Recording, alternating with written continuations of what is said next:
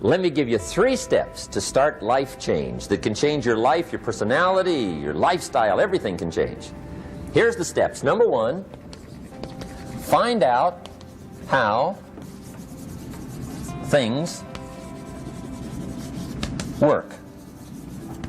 The first key to doing better is find out. To change your life, really, you need ideas. There isn't anything an idea can't change. And Schoaf taught me the major problem is lack of an idea, not a problem. At first I didn't have any money. I said to Mr. Schoaf, I don't have any money. He said, that's not a problem. I was confused. He said, no, the problem is lack of an idea on how to create money and wealth. It isn't lack of money, it's lack of ideas. So if you get the ideas, see, you can change anything. Now, to get ideas, you need a constant study of finding out. Now, Schoaf also said, when you find out something that works, put the information in your journal.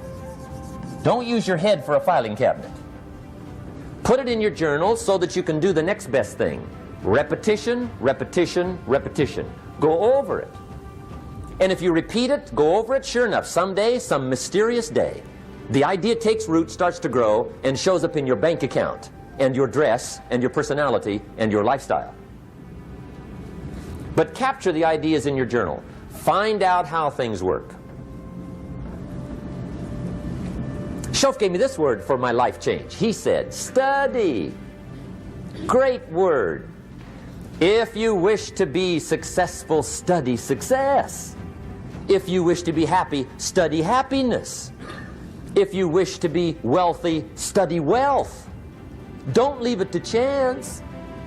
Make it a study. Some people just go through the day with their fingers crossed. See, that won't do it. You've got to study the things that can change your economic, social, spiritual, personal life. Now, here's a qualifying phrase. And we'll have several of these qualifying phrases throughout the seminar. Here's the first one. You may not be able to do all you find out. I understand that. You may not be able to do all you find out, but you should find out all you can do. See, you don't want to wind up at the end of your life and discover that you've lived only 1/10 of it. And the other 9/10 went down the drain. Not for lack of opportunity, for lack of information. So that's number 1, find out how things work. Now here's the best human virtue for finding out, curiosity. Make a note of that. Curiosity. Be curious. You might add a word to it that'll help. Childish curiosity.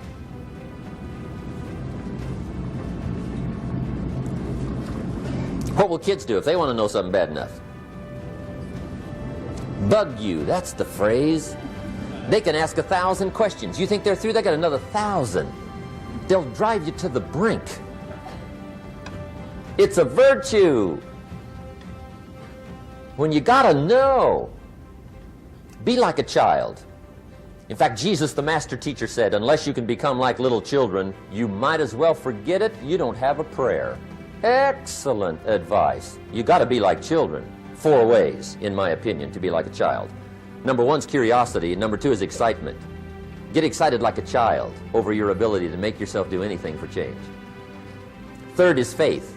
Have faith like a child. Adults are too skeptical.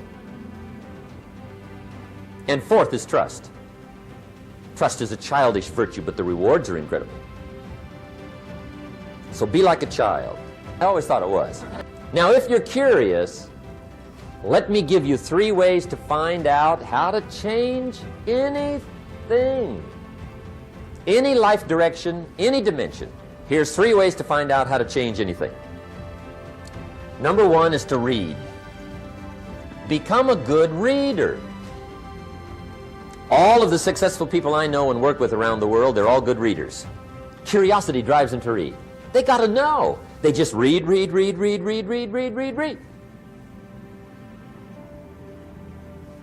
Become a good reader. Now, that's my opinion. Listen to the other lecturers and listen to me and make up your own mind. Don't be a follower. Be a student. Okay? I say, really, for life change, you got to read. One way to learn is from your own experiences, but another way to learn is from other people's experiences. See, one book might save you 5 years if you read it. Did you know there's books on how to be stronger, more decisive, be a speaker, be a leader, have a better effect on other people, develop your personality? Did you know there's books on that? And people don't read them? How would you explain that? And they can read? Did you know that hundreds of successful people have written their stories in books and they wrote down how they did it and people don't read it? How would you explain that?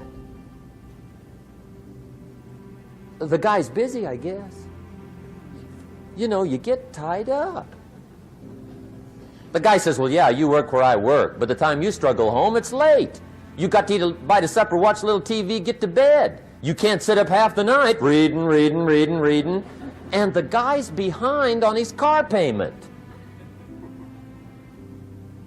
Good worker, hard worker, sincere.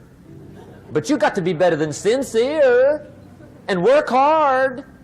Otherwise, at the end of your life, you'll wind up cold, stony broke. You got to be better than a good worker. You got to be a good reader. The whole world is governed by laws. The universe, in fact.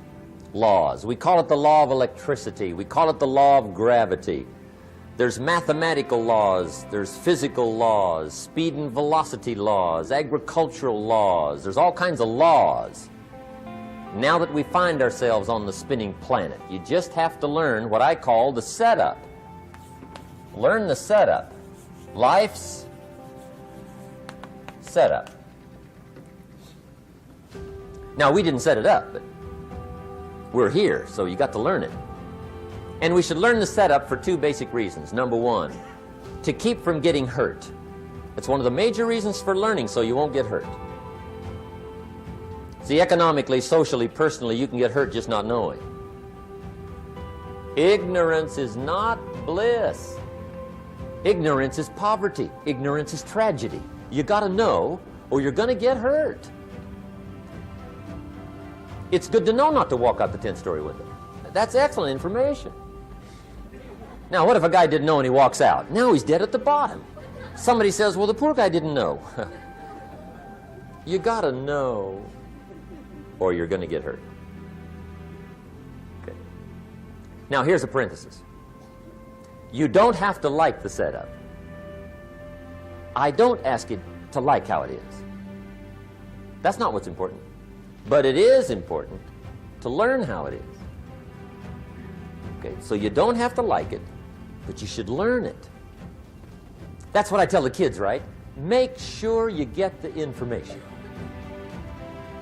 What you think about it, that's up to you. What you're going to do with it, that'll soon be up to you. But make sure you get it.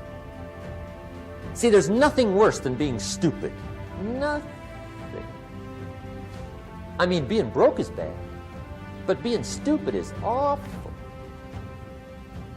And what's really bad is being broke and stupid, right?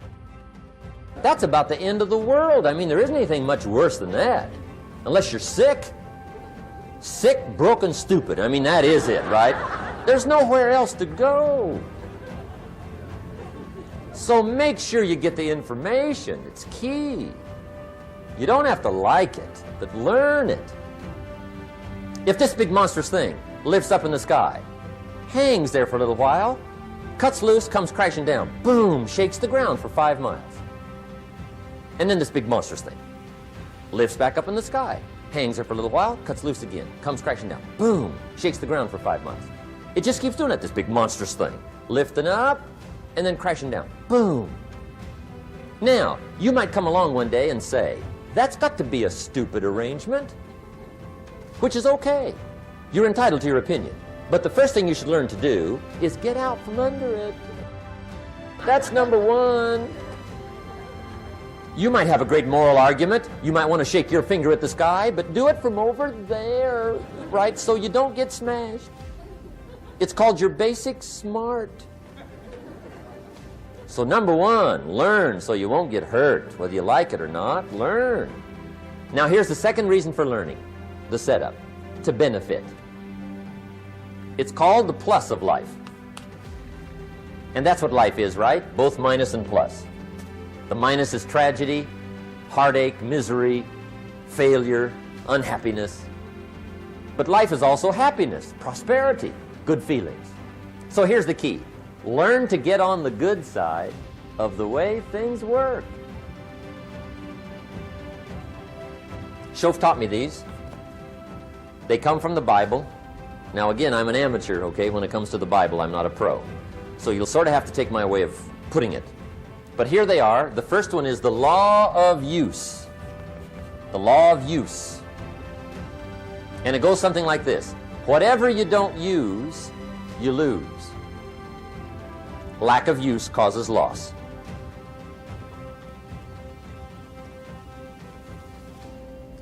On this planet, maybe not the next one, but on this one, if you tie your arm to your body, leave it there long enough, you'll never use it again. It's over for the arm. Now, it may not be over, but it's over for the arm. The only way to keep the use of this arm is what? Keep using it. If you quit, you lose automatically. They don't bring it up for a vote. You lose automatically when you quit. Now, the same thing that goes for your arm goes for your brain, mentality. The same thing goes for all the human virtues. Ambition, unused, declines. Strong feelings, unused, diminish. It doesn't grow, it diminishes. Faith, unused, decreases. It's a law. Vitality unused diminishes. Energy unused decreases. The guy says, well, I'm going to save up my energy. You can't do that. That's like trying to save today, put it on the end of the year. See, you can't do that. They'll come take you away. If you don't use today, what? It's lost. The guy says, well, I'll work twice as hard tomorrow to make up for it. See, that's foolish. You could have done that anyway. Today unused is lost. A talent unused is lost. An ability unused is lost. So here's one of the key expressions of the evening. Take a new inventory of yourself. Starting tomorrow, new project. Take a new inventory. And make sure that all of your talent and ability and mentality and ingenuity and vitality and strong feelings, faith, courage, make sure that all you've got's being used. Otherwise, you lose. Now, one of the best illustrations of the law of use is a Bible story called the Parable of the Talents. The talent story. Interesting story if you haven't read it in a while. Just review it. It's a good story. An ancient story. It says there was a master with 3 servants. He got them together one day and he said to the 3, I've got these talents. And in those ancient days, a talent was a measure of gold. And he said to the 3 servants, take these talents and see what you can do with them while I'm gone. He said, I'm taking a journey and I'll be gone for a while. When I come back, we'll get together, go over the book, see how you did. He said, here's 5 of these talents for you. 5. Here's 2 of them for you. 2. And here's 1 for you. 1. The master said, take those talents, see what you can do with them. When I come back, we'll get together, we'll go over it all. The servant said, okay, master takes off. According to the ancient story, the master comes back from his trip. When he gets back, he gets the 3 servants together, and as he said he would, he asks, how did it go with those talents? You were 5. What happened? That servant said, well, I took the 5 talents you gave me, and I put them to work. A little shaky at first, but he said things finally got rolling. And he said, I poured it on. And he said, my talents grew to 7, 8, 9, 10. He said, I doubled my talents from 5 to 10. Books will show. Master said, one heck of a job. Or something like that. He said, I gave you 2 talents. What happened? That servant said, about the same thing happened to me. I put those 2 talents to work, poured it on. They grew to 3 and then to 4. He said, I doubled my talents from 2 to 4. Books will show. Master said, well done. He said, I gave you 1 talent. What happened? That servant said, well, I took the talent you gave me, and I carefully wrapped it, and I dug a hole and buried it. And camouflaged it, I suppose, right, so nobody would steal it. And he said, fortunately, nobody got it. And he said, I knew you were going to be here today, so I dug it up. Here it is, safely wrapped. I did not lose it while you were gone. According to the ancient story, the master said, take that talent away from him and give it to the man that's got 10. Now you might say, well, I don't like that arrangement. The poor guy's only got 1 talent.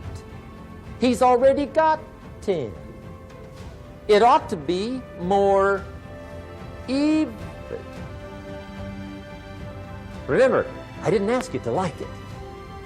But this one I would ask you to learn, because it simply means whatever you do not employ, you forfeit. It's a law. So learn well the law of use.